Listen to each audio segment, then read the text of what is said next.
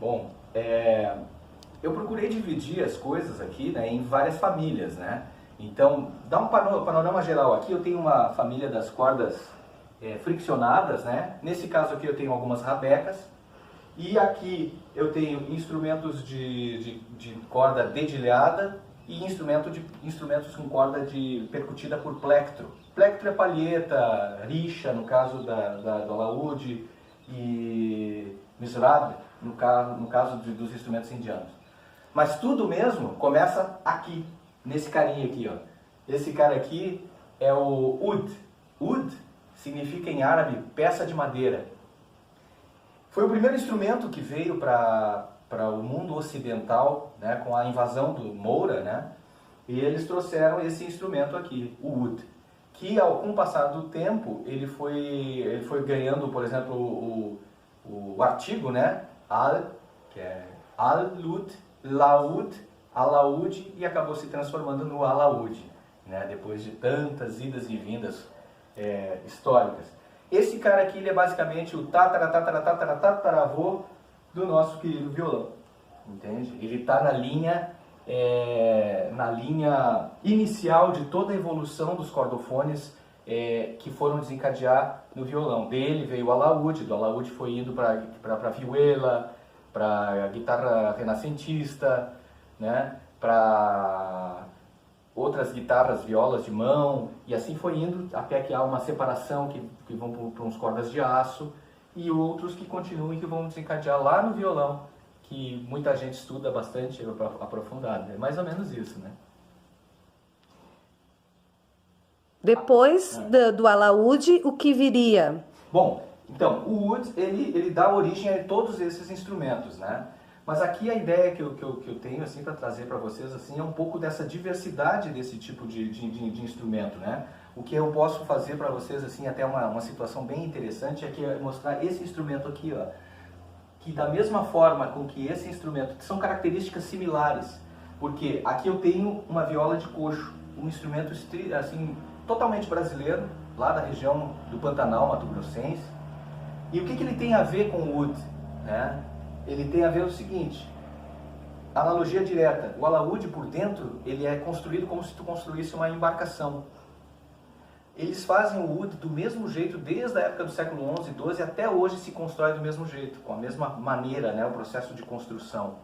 Fora, claro, as modernidades e alterações do instrumento hoje. A viola de coxo é a mesma coisa, só que da época do período do Brasil Colônia. No Brasil Colônia, eles pegavam um bloco único de madeira, esculpiam no formato da viola, escavavam ela de forma a ela ficar oca e colocavam uma fina raiz de figueira, que é o caso que eu tenho aqui, como tampo. E se faz assim desde aquela época. São coisas similares. Outra coisa é que no alaúde, por exemplo, a luthieria passa de pai para filho. Entende? Aí as famílias vão se mantendo. E aqui é a mesma coisa também. Então são geralmente as pessoas. Só que a única diferença é que hoje quem constrói esse instrumento, ele geralmente é chamado de luthier, e quem constrói esse instrumento prefere ser chamado de artesão. Muito interessante. Né? Interessante. Aqui eu tenho então depois as variações, né, desses instrumentos. No caso, mais adiante tem aqui um violão de nylon, que é o famoso, a guitarra espanhola para quem fala o espanhol, né? E tem aqui o violão de aço em 6 cordas, eles têm essas variações de 6 e 12 cordas também, não é o caso aqui. Tenho aqui uma viola, então esses aqui já são os instrumentos já de cordas dedilhadas, né? Que vão desencadear lá adiante na guitarra elétrica. Essa aqui é uma das versões da guitarra, a famosa guitarra acústica ou semiacústica, né? Que é uma guitarra de uma Gibson 1951, e que também dá uma origem a outra gama de instrumentos que vem, então são os eletrificados, né? Guitarra elétrica, aí tu usa palheta e tal. E falar em palheta, o ud, só o alaúde, né? Lá no período da Renascença e tudo, é que ele passou a ser tocado com os dedos. Até então o ud é tocado com esse artefato aqui, ó, que se chama rixa.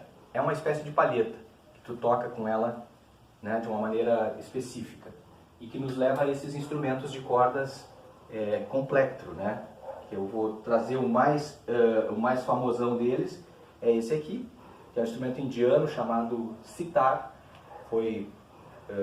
Ganhou o mundo ocidental com Ravi Shankar na década de 60, finzinho da década de 60, junto a George Harrison dos Beatles e tal. Então e ele também, com o caminho que ele fez tocando com Jean-Pierre Rampal, o violinista Yehud Menuhin e essa turma toda. Então, esse instrumento. Aqui eu tenho mais um instrumento da base da cultura indiana, que é uma tampura, que é o instrumento que faz o pedal, e esse instrumento ele é tocado com os dedos mesmo, não tem um plectro.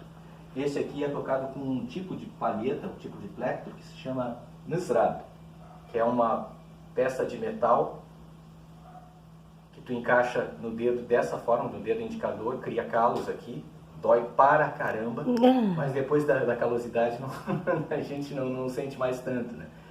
Dói bem aqui no meio das juntas, né?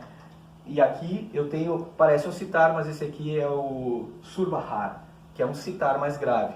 Então tem esse sitar aqui, o sitar normalmente ele também veio de um instrumento persa, chamado setar, né? Então o setar veio para cá.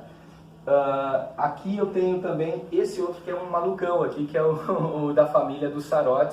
Esse aqui é o surtarang, que na verdade é uma espécie de, toca com uma espécie de palheta também, de osso, e que não tem traste, tanto quanto o oud, só que tem um espelho de metal.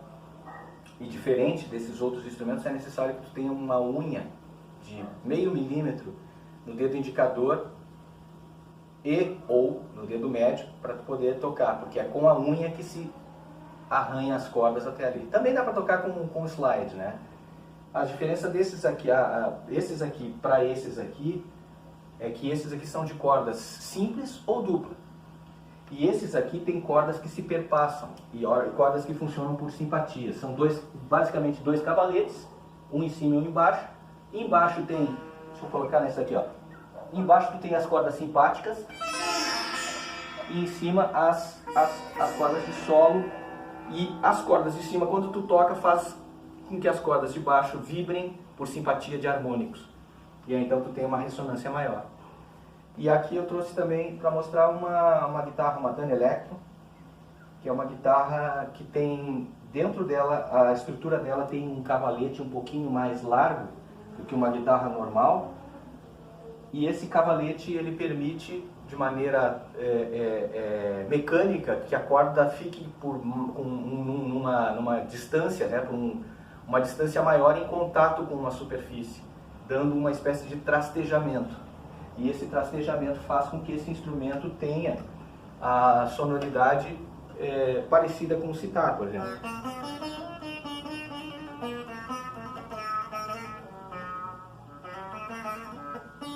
Como é uma guitarra na sua construção, tu pode fazer acordes. Coisa que não dá para fazer no sitar, né? Esse aqui é um panorama muito aberto assim, sobre esses instrumentos que eu costumo utilizar, né? Onde que eu uso isso, né? Em todas as trilhas, em todas as composições que eu tenho, produções minhas, ou participações especiais, ou situações de arranjo, é aí que eu trabalho com esses instrumentos, né? Esses mais exóticos e também esses mais, digamos assim, os mais comuns, né? Tipo, não é que seja comum, mas os mais encontrados, né? Tipo o violão, a guitarra e a viola de 10 cordas, né? Basicamente isso, é um processo assim de apaixonamento, digamos meu, pelo som das coisas, né?